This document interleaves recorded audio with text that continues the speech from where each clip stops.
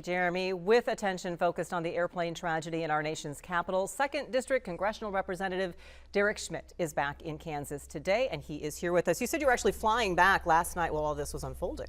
Yes, I was. I was in Washington yesterday on business and came back on an American flight to Kansas City. In fact, I didn't learn about the crash until we had landed in Kansas City because I had my phone turned off, of course, during the flight. So, you know, our heart goes out to everybody involved. It's an enormous tragedy, and we still have first responders in the water and the recovery process. Obviously, a lot of families still being notified. So, you know, we're a Kansas family, and we'll all take it together. You said you've taken that flight, that particular route, direct from Wichita to Washington. Yeah, it's a relatively new flight. I think it's only been around about a year. The delegation worked hard with the company to try to get that direct service in there. And so, you know, as with all of us, life hands events, and it does make you think and reflect and realize the fragility that all of us live in.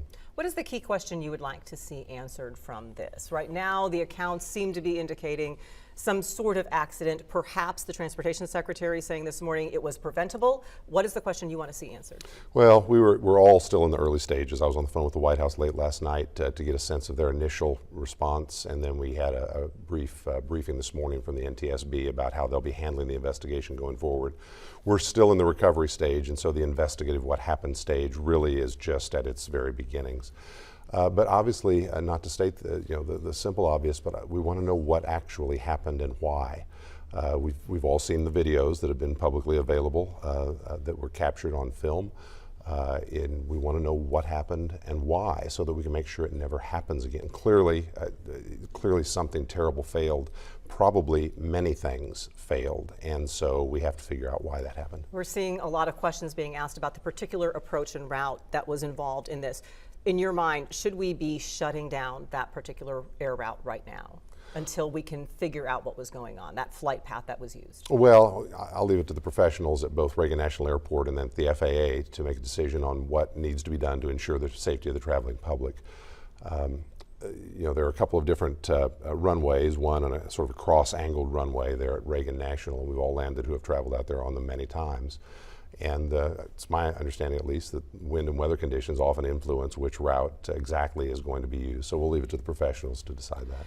I'd like your reaction to some comments President Trump made earlier today in a news conference looking into what potentially could have contributed to this crash, and he brought up DEI hiring policies. Your reaction to that connection and him making those comments today? Well, I didn't see the president's comments yet today, but on the general subject, as you put it out there, I mean, I think every question should be asked. I don't think there should be anything off the table as we figure out what went wrong here and why. I also don't have any reason to believe any particular factor is where we're going, one the president suggested or another. I think we just need to let the facts play out. I want to talk about why you are here today, and that is a tour of several small businesses around town and various companies that you've been meeting with. And we have some video of where you were just before you came here, which was Advisors Excel. Their ownership also has purchased Westridge Mall. I believe you're going to get a look and heard about perhaps some of those improvements. Why is a visit like this important, and what needs to happen to support small businesses? What are you learning from them?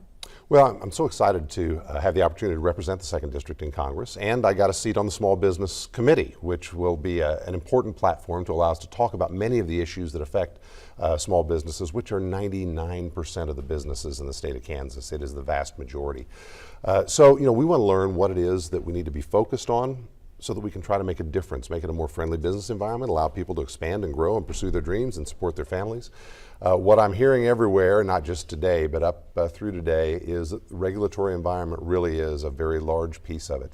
There's a tremendous frustration that Washington has just piled rule upon rule upon rule, and often it doesn't make any sense or seem to serve any purpose. What can we do to trim that back, allow people to be more entrepreneurial, to invest in employment, in providing services and goods, in fulfilling their dreams in our communities, not in complying with a diktat from the federal government? We will continue those discussions moving forward. Appreciate you being here and weighing in on the tragedy that we're experiencing in Kansas and in Washington Thanks today. so much. Thank you.